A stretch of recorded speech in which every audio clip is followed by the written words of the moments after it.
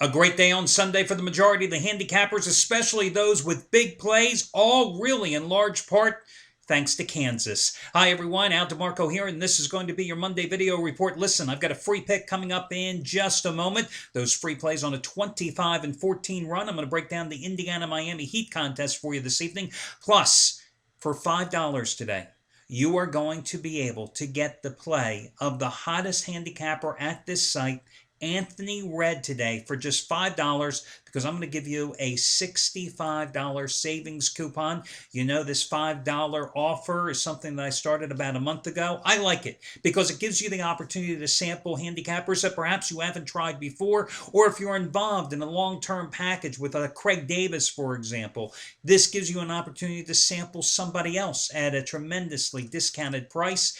And there is no hotter handicapper at this site than Anthony Red. That is coming up in a moment as well. And guys, let's talk about how everything went on Sunday. As I said in yesterday's video report, I broke down both games for you because I did not like either. I went into the NBA, and I'll talk more about that in just a second. I thought the North Carolina-Kansas game all came down to whether or not North Carolina was going to have their starting point guard, Marshall, available. Well, he didn't play, and Kansas rolled, as the Jayhawks should have rolled. But it was one of those games that you had to really go out on a limb because you had no idea whether or not Marshall was going to be in the lineup, if he was going to play, how effective he was going to be, etc.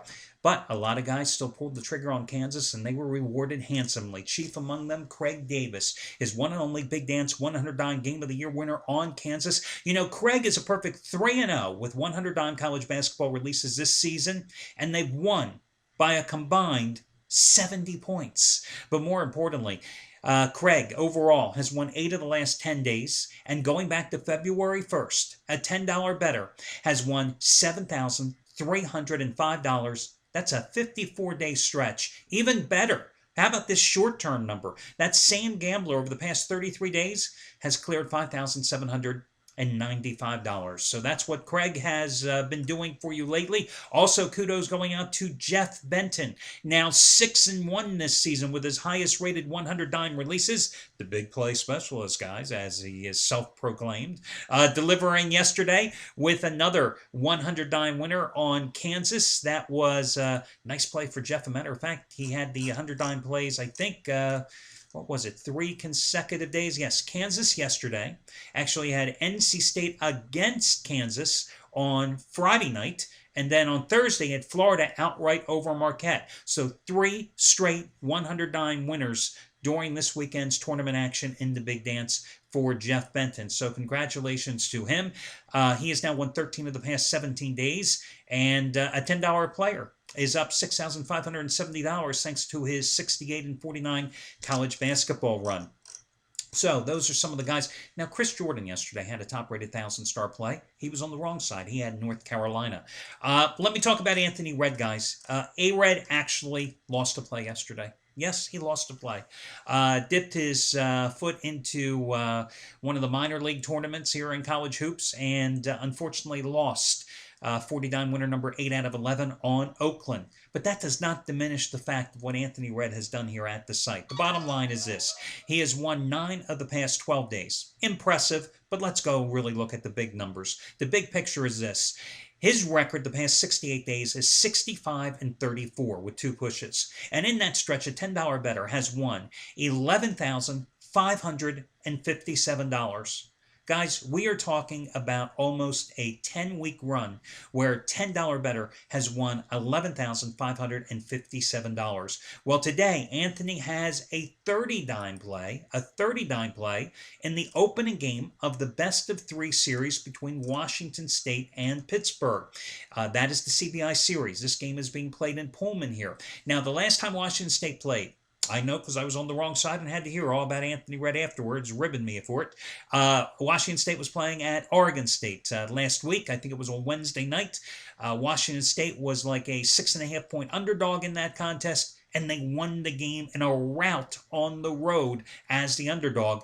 And he had the Cougars that night. Does he back them again this evening? Or does he take the Pitt Panthers, who are coming off an overtime win at Butler, to advance to this championship series? Let me put this in perspective for you guys. He's on a 25-9 run with 25 dime plays, and tonight It's a 30-dime release. Now, if you were to buy it, it would cost you $70. If you use this coupon code, it'll cost you just $5. That's right, $5. The coupon code that you want to use is RED65, but it's REDD and the number 65. Red, like his last name is spelled, not like the color guys. Red, REDD, and the number 65. That will get you Anthony Red's play tonight for $5. Once again, $5, his play tonight. Anthony Red, using the coupon code RED65. RED65. Now, for your free pick, guys, yesterday I told you I really didn't like either one of the college basketball games, so I instead went into the NBA where I had my highest rated play of the season, and I scored easily Oklahoma City in a rout of Miami, and the game pretty much played out just as I analyzed it in my breakdown. Oh, those 15-dime releases now 27, 13, and 3 in the NBA the past 3 seasons combined. Well, tonight, guys, the Heat find themselves on the road against the Indiana Pacers. And the Heat, no big surprise, are a 3-point favorite in this contest. I think this is a real tough spot for Miami. Obviously, they played the featured marquee game last night, okay? So they were playing on national TV. The game got over at about, about 10:30, let's see, 11 o'clock Eastern time. They were playing in the Central Time Zone, of course, playing in Oklahoma City. Now they're traveling to Indiana here tonight. So obviously the Pacers, who have been idle since destroying Milwaukee on the road in the final game of a 3-game and 3-night series on Saturday, are the more rested team. And the Pacers are obviously in revenge. They have lost all 3 games in the series this season. However, after getting blown out in the first game, it was only a medium blowout in the second game, and I think they only lost the last game by 2 little points.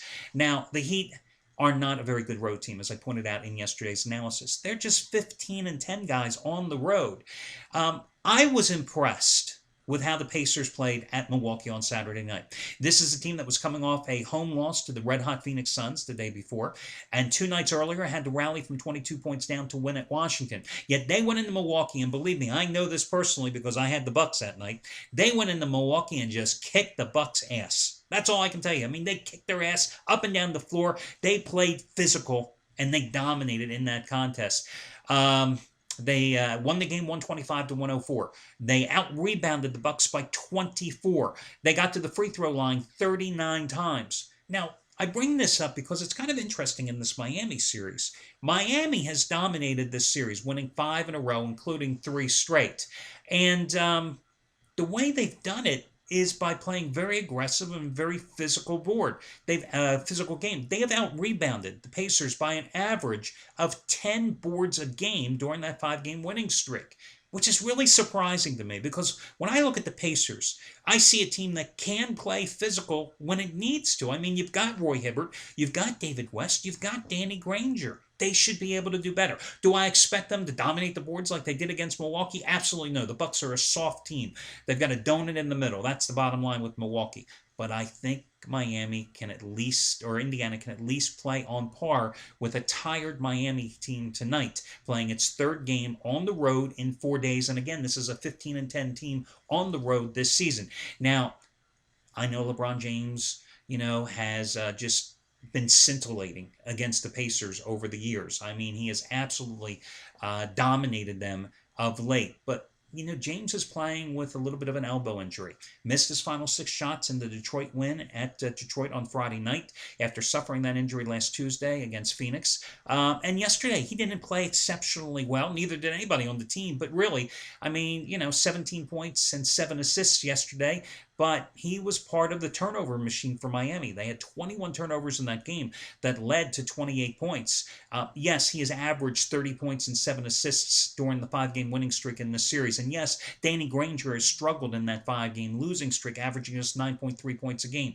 But again, I think this is a situational play where you have to take a shot with the Indiana Pacers as the home dog here tonight against a tired Miami team coming off that bad loss against Oklahoma City. Once again, going to go with the Indiana Pacers as the free play. Good luck, everybody, and I'll catch you again on Tuesday.